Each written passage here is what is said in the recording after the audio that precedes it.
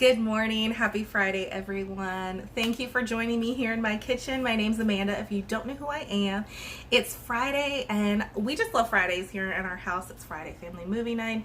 So I always try to do some fun things for our family with dessert and dinner and things like that. So we're actually going to go ahead and make some gluten-free bread first to start with, because I am all out of gluten-free bread in my house and I want to make some breakfast in the morning tomorrow. So I would like to have some bread. So we're going to start by doing that first. Then we're going to make some gluten-free chocolate chip cookies with some Valentine M&Ms on top, because it's that time of the year. It's Valentine's literally right around the corner in a week. And for dinner tonight, we are going to be making sheet pan chicken Parmesan. That's a new recipe for me, and the bread that I'm making is new for me too. So I'm really excited. Let's go ahead and get this going because it's Friday and it's the fun day of the week. I hope everyone has a wonderful Friday. So let's get started. We're going to go ahead and start by making the gluten-free bread first. We're going to need milk, 2 eggs, white sugar, butter, active dry yeast, cream of tartar, gluten-free flour. I'm using King Arthur gluten-free flour measure flour, Pam spray, apple cider vinegar, salt, a 9x5 loaf pan. And now we can go ahead and get started.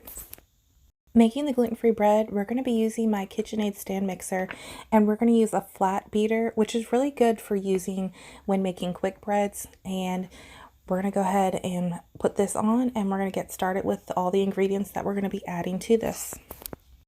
For gluten-free flour, we are using King Arthur Baking Company gluten-free measure flour. It's gluten-free.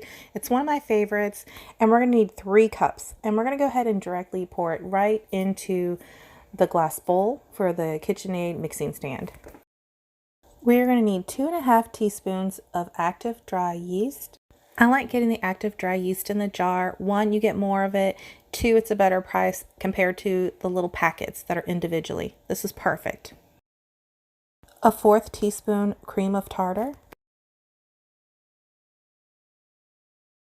2 tablespoons of white sugar. Now I leave 1 tablespoon in my sugar container. It works out perfect because I have recipes that just call for 1 tablespoon of sugar, and it's right there, it's ready, it's ideal. Now we're going to take just a whisk, and we're going to whisk these ingredients together.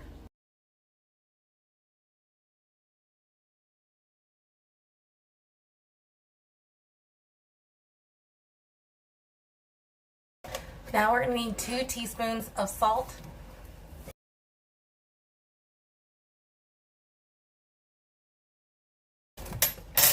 Now we're going to go ahead and mix this together with the whisk. I just got my youngest down for a nap, so he is sound asleep, and I can go ahead and start getting more of this stuff done in the kitchen. I always have to really time things out when I'm making stuff with him. That way I can get things done in the kitchen, but also make sure that he gets time too. All right, we need to go ahead and heat our milk up. We have 1.5 cups of milk, and I'm going to heat it in the microwave for a good minute, and then we're going to check it with our thermometer.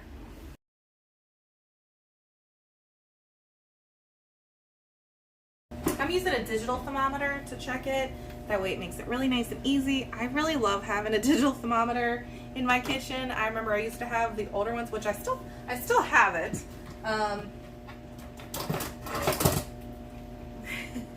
And I had an older one a long time ago on Cape Cod, which I had a really hard time reading, so my husband upgraded me to a digital one, which is so much better on checking things.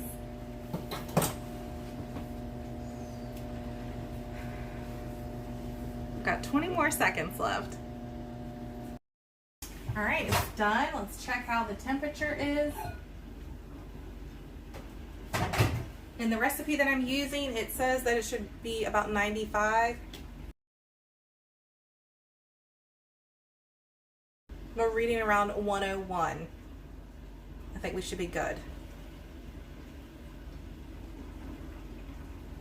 Okay, let's go ahead and get this into the bowl. All right, so we're gonna go ahead and add this in. says to mix on low after each time you add in one of the ingredients on this step. So we're gonna lock it in place and we're gonna put it on stir level 1. While that's stirring, we're gonna go ahead and microwave our butter, and this is a 1/4 cup of butter.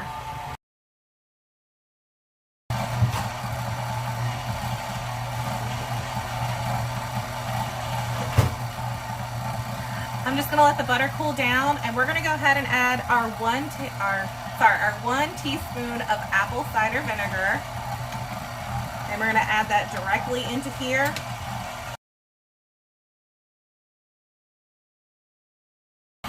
All right, now we're gonna go ahead and add our 1/4 cup of melted butter.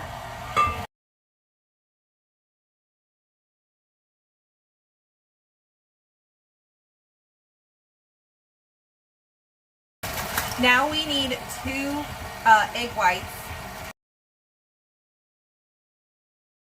and they are to be at room temperature. So I let them sit out. I pulled them out this morning after, well actually I pulled them out this morning before I took my kids to school. That way it could start getting to be room temperature. And they're still slightly a little cold, but they're not that bad. But if you know me, I like to save my eggshells. And so I just pulled these out of the freezer, and I love using them in my garden. So as soon as this bag gets completely filled up, then I will bake them and then sprinkle them all over my garden. But I'm not doing that yet because my plants aren't in the ground yet. Still not time to plant them. All right, so we need 2 egg whites. And I'm gonna stop this so that way I can get the egg whites into here.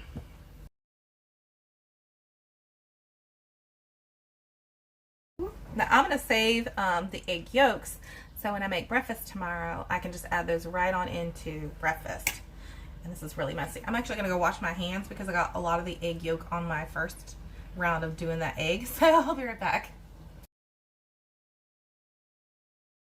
All right, let's get the second egg in.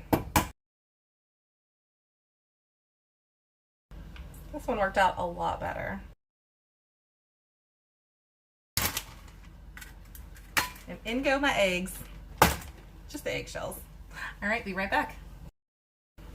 Okay, now that we have those ingredients in, we're gonna go ahead and close this, lock this in place.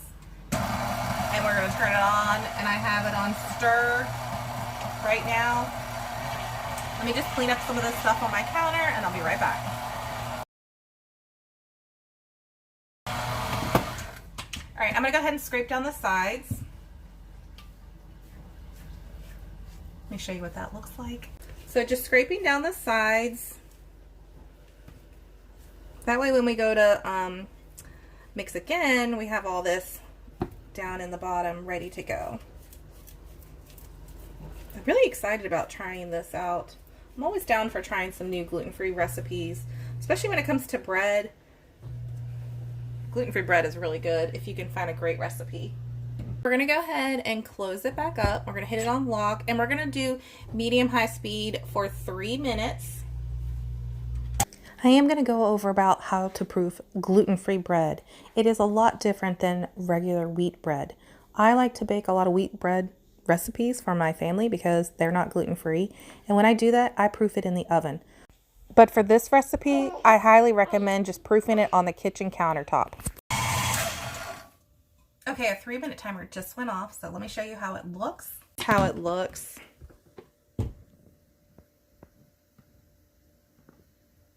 It's thick. It feels wet, which is perfect. So let's go ahead and start the next step. Do not proof your bread in your oven. Here's what it's going to look like. It's going to be flat on the top. It's not going to be as soft as you would like it. Here's what it looks like when you do proof it directly on the counter. I have a video of what it looks like, even me cutting into it. I made the first loaf of bread on Friday, and I made the second loaf of bread on Sunday because I was like, I have to figure out what I did wrong. The picture that is up there now, the one on the left I made on Friday, and the one on the right I made on Sunday. So definitely let it rise on your counter until it has peaked over the top of the pan about a good 1/2 inch. So I literally left mine on the counter for a good 45 minutes to an hour, proofing it in a nice warm area. We are using a 9x5 loaf, and we're going to go ahead and spray it with some nonstick spray. and some Pam spray. You can use parchment paper and then, you know, line it in. But I'm definitely not going to do that. I just want to try to get this done. This is my first time making this. I don't know if I'll regret it not using the parchment paper, but we will see how this works out with just the pan spray. So let's give this a nice good coating. All right, I think I got it pretty good. All right, now we're going to take all this batter and put it into the 9x5 loaf.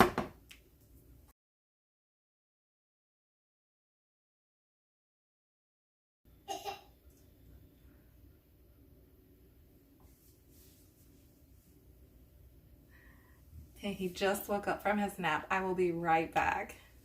We will be right back. He's probably going to go back down for another nap. He seems really tired. So hopefully this will be okay. I know we need to proof it and get it all set up and going. My oven is still heating up, so we'll be right back. I am really glad I made this bread 2 times. The first time, it definitely was a learning experience for me. I am so used to definitely proofing my bread in the oven, but those ones are for wheat bread. So I'm really glad that I made it again and proofed it on my countertop. So don't give up if you find where you hit a speed bump. Try making it again. You won't regret it. I will have the recipe linked in the description box down below.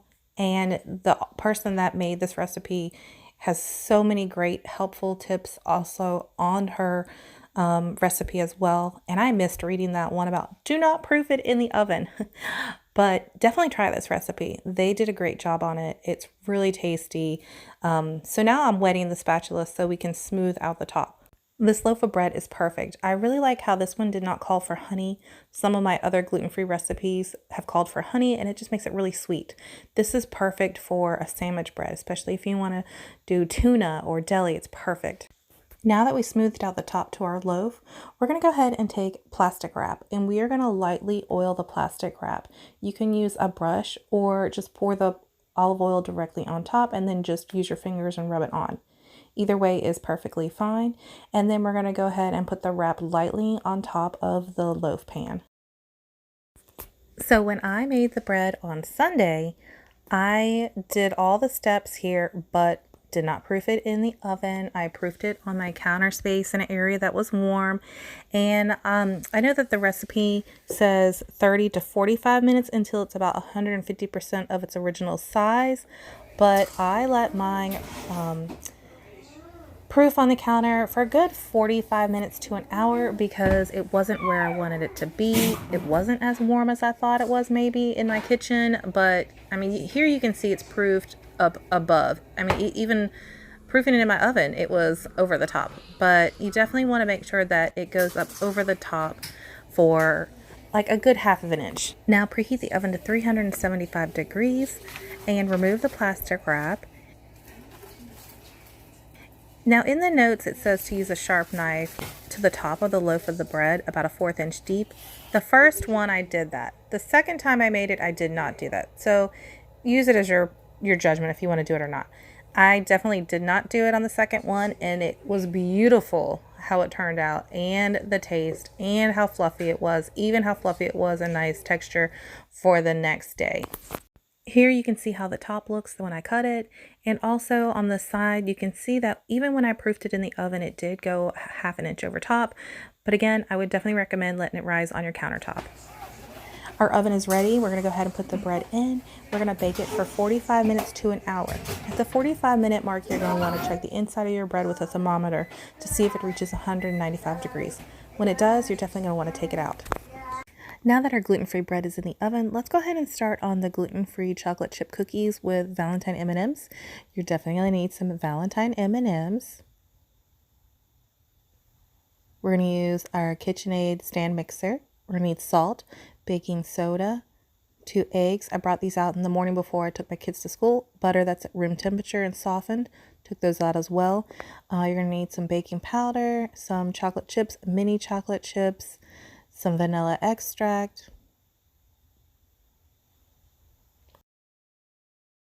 some white sugar and brown sugar, pan spray,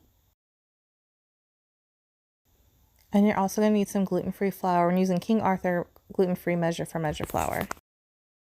We're going to start by creaming our butter and our sugars together. So we're going to need 1 cup of white sugar.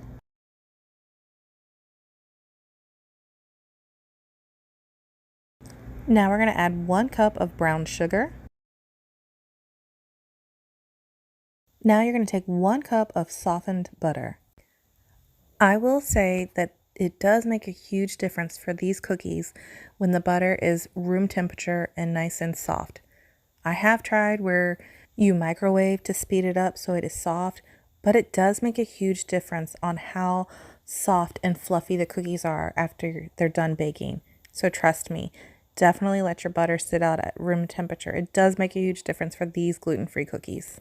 Now that we have those 3 ingredients in our mixing bowl, we're going to go ahead and mix this up until they are nicely combined together.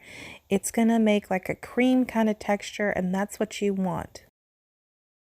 Now that our butter and sugars are creamed together, we're going to add 2 eggs that are room temperature. Go ahead and put the eggs in, and again, I am saving my eggshells and adding them to my gallon Ziploc bag, and we'll put them in the freezer until I am ready to bake all of them at once. Now, the reason why I save my eggshells for my garden is I'm trying to help my soil in my garden. Eggshells provide good calcium and other good nutrients for the soil, so that's why I save them. I don't save them for defending off slugs or bugs, just basically for my soil for my garden. Now we need 2 teaspoons of vanilla extract. Here's the vanilla extract that I am using. I got this from Costco. I really like it, and I'm happy with the price for it too. I want to say I got it for like around $10. Now that we have those ingredients in, we're going to go ahead and mix these all together for a good 1 minute until they're nicely incorporated. I'm going to go ahead and scrape down the sides and then give it another good spin. That way all the ingredients really get mixed well together. It's looking great. It's looking just like I want it to look, really nice and thick and creamy at the same time. And now that we're done mixing this, we're going to go ahead and start on our dry ingredients. We're going to add our dry ingredients directly into the bowl. We're using King Arthur gluten-free measure for measure gluten-free flour. It is one of my favorites. I really like this one a lot. I love the consistency that it makes when I bake with it. So we're going to need 3 cups of that flour.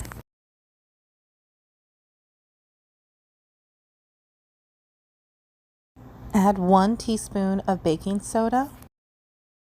Add half a teaspoon of baking powder. And now add 1 teaspoon of salt.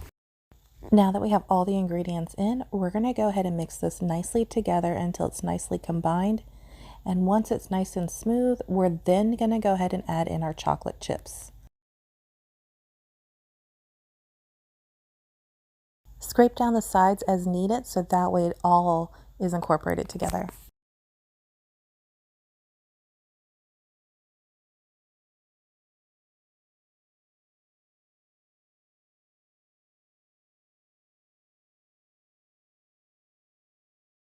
Now that we have that all mixed together and it's nicely well combined, we're going to go ahead and add 1 cup of the mini chocolate chips.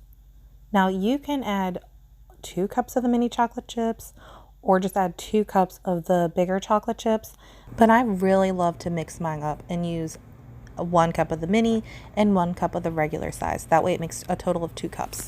And now add 1 cup of the regular size chocolate chips. And I am using the semi-sweet for both of them. Now that we have our total of 2 cups for chocolate chips, we're going to go ahead and mix this until they are mixed in nicely. Ooh, it looks so good. It's going to be so tasty. Everyone's going to love it. Now, if you want to, you can do 1 cup of chocolate chips and 1 cup of the M&Ms. But for this recipe, I am doing the 2 cups of the chocolate chips, and I'm going to garnish the tops with some M&Ms. That way I still have a good portion of M&Ms left over, and I can use that for another snack or treat for the kids. Scrape down the sides so that way your chocolate chips really get mixed throughout the batter. That way every cookie gets a decent amount of chocolate chips in it. Perfect timing because I just got done mixing the chocolate chips and the cookies and the bread is done. So we're going to check on the internal temperature. The recipe says that it should reach around 195. So let's see what ours is at. The gluten-free bread has definitely sunken in. It was in the oven for a total of 45 minutes. Let's see what our temperature's reading at. We are getting around 203. A little bit more than I wanted to, but I think it will be okay at that temperature. And now we can go ahead and start rolling up our cookies, and it's perfect because the oven is already preheated to 375 degrees.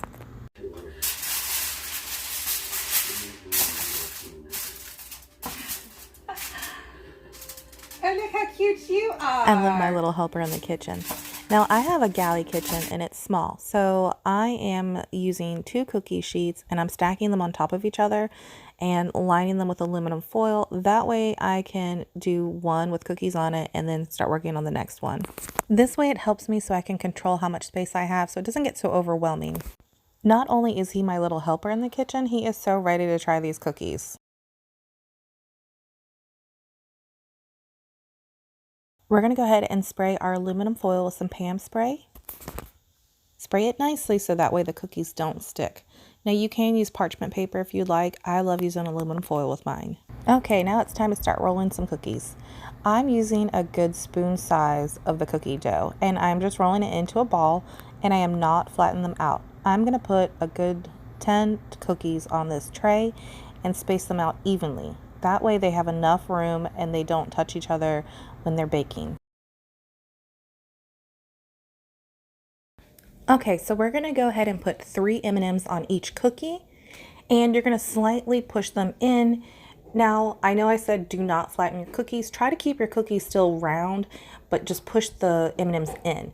And I'm trying to save some M&Ms for another dish that I want to make using the M&Ms. I want to make Rice Krispie treats with the Valentine M&Ms in it for my kids. I think that would be a big hit for them with school and being that it's Valentine week. Look how cute they look. Oh, they're so tasty too. All right, so we're gonna go ahead and put them in the oven of preheated of 375 degrees, and we're gonna bake them for 8 to 10 minutes, but I kinda like to let mine go for 11 minutes. It depends on the size of the cookies. All right, now we're gonna go ahead and start on the second batch of cookies and get those going. I like to have a process of getting my cookies rolled, and then when I bring out the next ones, I put it in the next batch and vice versa. Keep going with that. I will have the recipe linked in the description box down below so that way you can look over it. Now in the recipe, it does say to bake them for 8 to 10 minutes.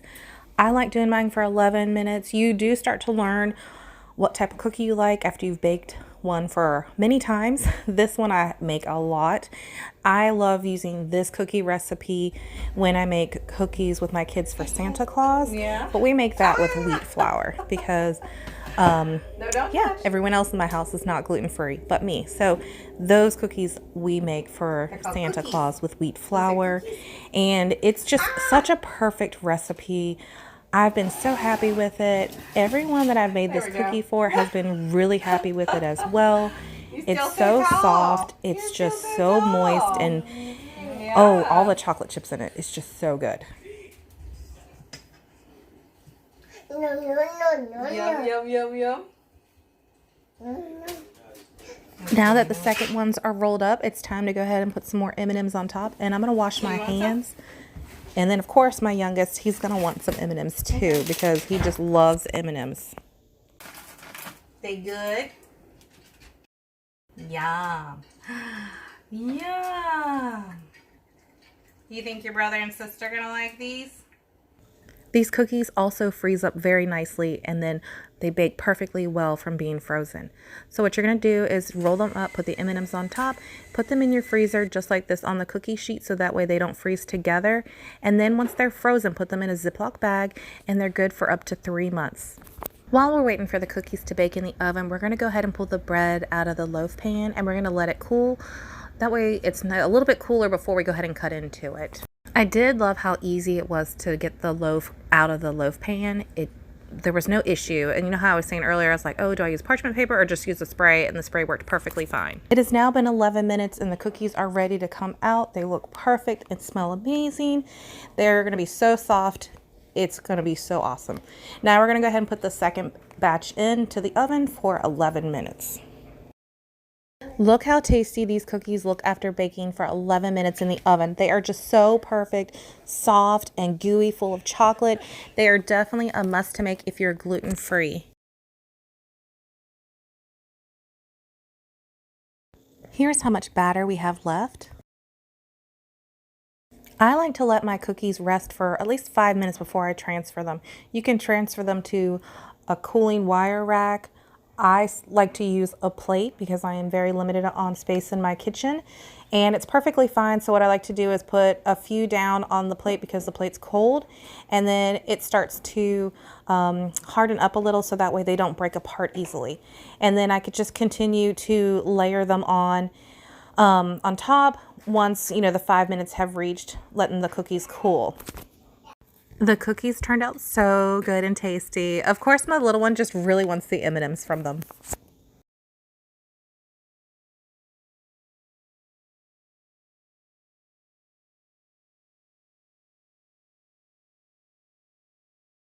It's so bad that these cookies got done right around lunchtime, and they're so amazing and gooey, full of chocolate. Now I'm going to go ahead and transfer the rest of the cookies to the plate, and then I'll go ahead and continue rolling up the rest of the cookie dough.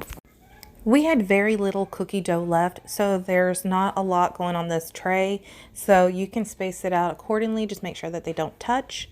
And then these ones I actually did 4 M&Ms on each one because I already had like a whole handful of M&Ms in my hand, and I hadn't washed my hands after rolling the cookie dough.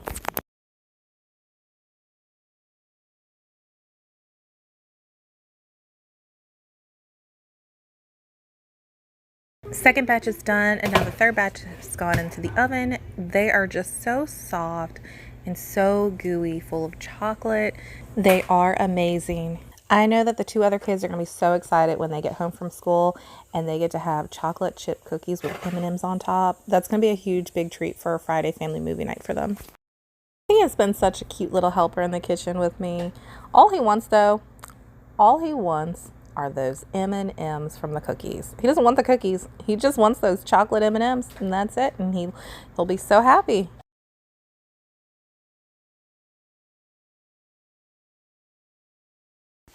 Now he really wants more M&Ms.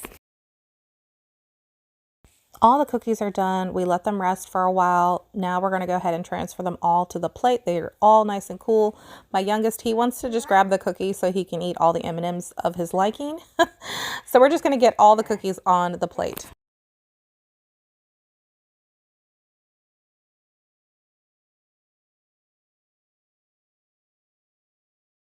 The bread has definitely cooled down for a while, so we're going to go ahead and transfer it to a plate, and I can't wait to cut into it and try it out.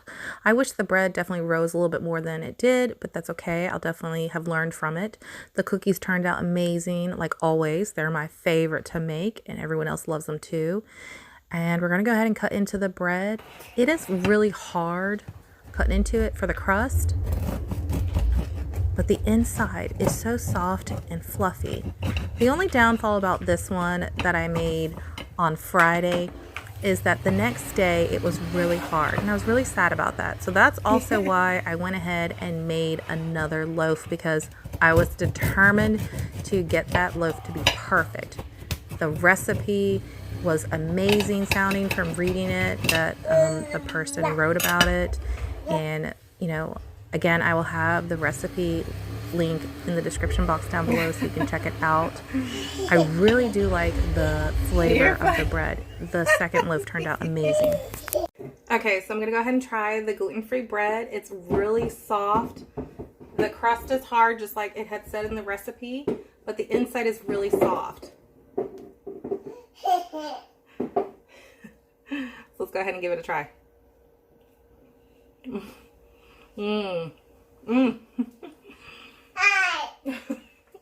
It's really good.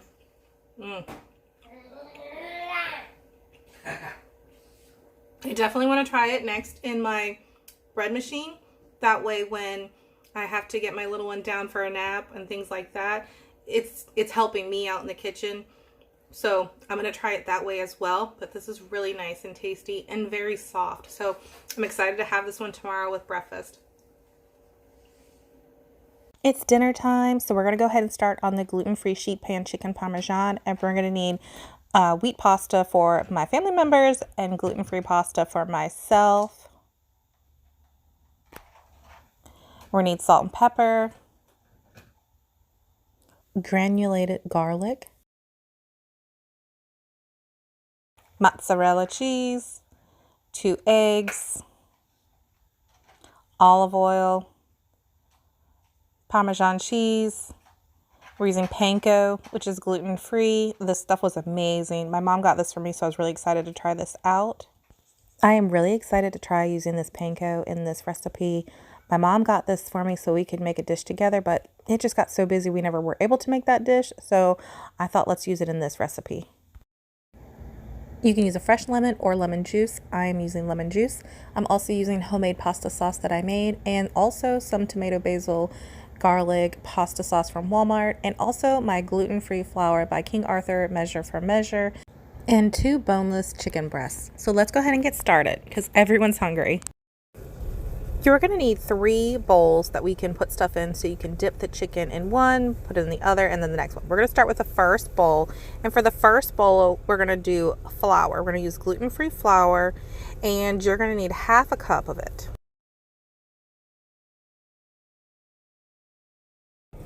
Now we're going to set aside the first bowl, and we're going to start on the second bowl. For the second bowl we're going to need 2 eggs, and again I am saving my eggshells.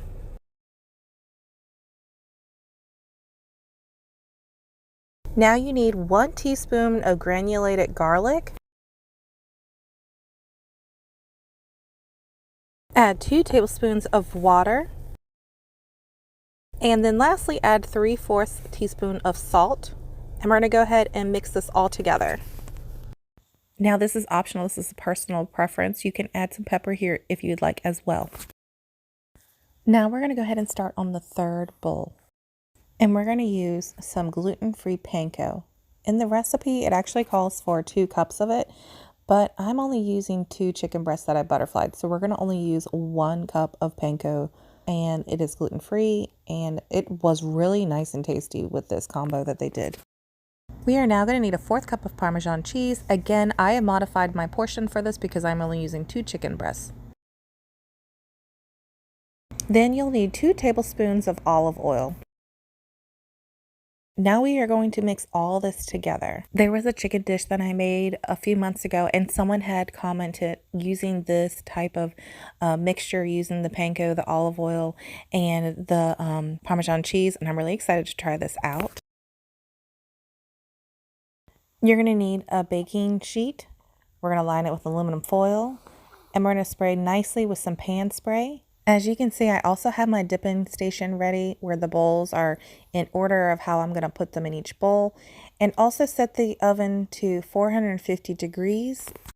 Now that we have all that ready, we're going to go ahead and start on the next step by butterflying the chicken.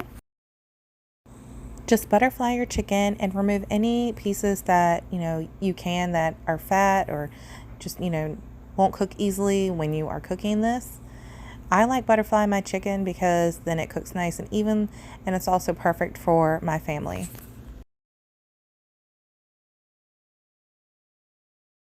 Now you need 1 tablespoon of lemon juice, and you're going to toss the chicken in the lemon juice.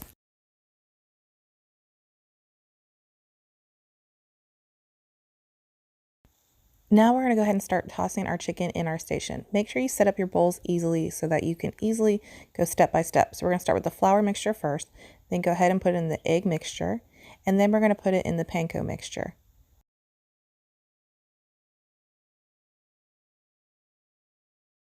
After dipping into the third bowl of the pancos, you're going to go ahead and then put your chicken on your baking sheet, and then go ahead and repeat the steps. I had to change my station around because it was not working out for me. So just keep repeating what you did. Coat it nicely in the flour mixture in the first bowl, then take it and then put it into the egg mixture. Get a good coating, and then you're going to toss it in the panko mixture, and that will be your last bowl. And then just place it on the aluminum foil on your baking sheet. Just keep repeating the process until you have all your chicken nicely coated. And I started to run really low on the panko mixture towards the end, so I actually just had the bag and just dumped in what I needed. And then there were a few spots that had already placed on the baking sheet and realized that they needed some more panko crust, like the topping stuff. So I then just sprinkled it as I needed it on it.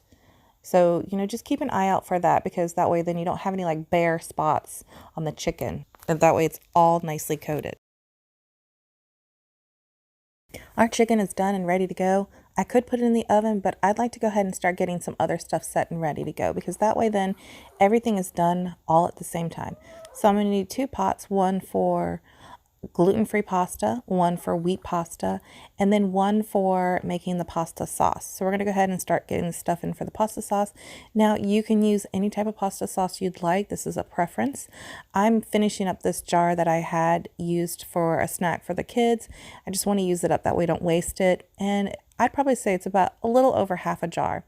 And then also I'm going to use my homemade pasta sauce that I have a previous video on that I made last summer with stuff from my garden. It is so tasty. It's full of fresh, amazing vegetables that came from my garden. And we're going to go ahead and add this right in as well. And then I'm going to cook it and mix it all up, so that way the 2 different types of pasta sauce combine nicely together. And that's going to be for my pasta sauce for this.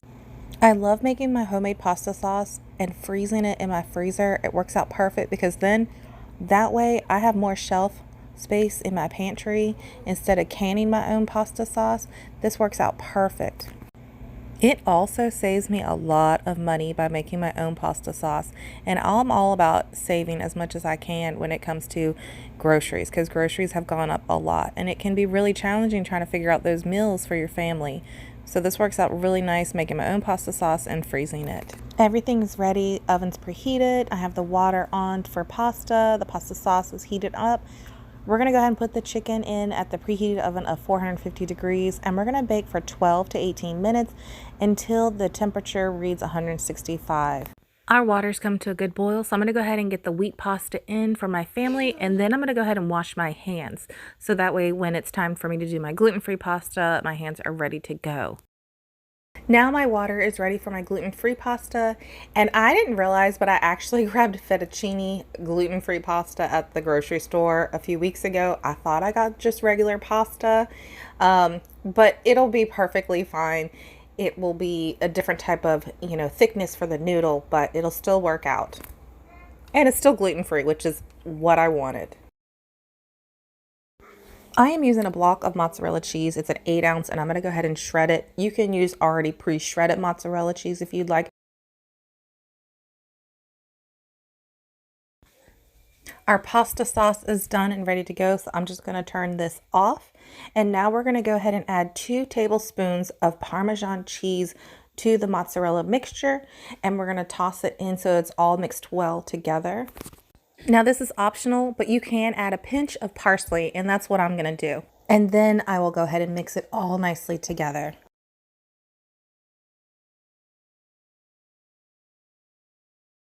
It has now been 18 minutes. I just took the chicken out. I really loved the color of the panko on the top. It has a nice golden brown color, which is what I want. The pasta sauce is done. The pasta is getting close to being done. The cheese mixture for the top is done. So now what we're going to do is take a measuring cup, and we're going to scoop out some of the pasta sauce and place it on top of the chicken. And then we're going to take some of the mozzarella cheese mixture, and we're going to put it on top of the marinara. And we're going to put this back in the oven for a good 3 to 4 minutes until the cheese is nicely melted. And we will recheck the temperature again to make sure that it is in an internal temperature of 165. I'm putting the chicken back in the oven for 3 to 4 minutes, and it looks so perfect. I cannot wait to try this. The pastas are ready, so I'm going to drain my gluten-free one first. And then I will use the same strainer that I used to then drain the wheat pasta. That way I don't get any cross-contamination. I've got some pasta on my plates ready to go. The chicken timer just went off. We're going to check the internal temperature. The temperature was perfect. It looks amazing. It smells great. I'm so excited. Everyone is hungry. It's Friday. The pasta looks great. So let's go ahead and just start plating everything up. First, we're going to go ahead and take some of the marinara sauce and put it on top of the pasta. You can add as much or as little as you would like. This is your option for how much sauce you want. And then I'm going to go ahead and put the chicken on top.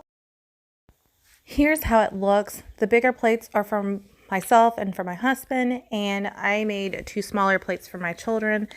They were absolutely amazing. It was so good. Everyone really loved it. My children loved it a lot. I've never done, Parmesan this way for being gluten-free, and I will definitely say it is so worth it.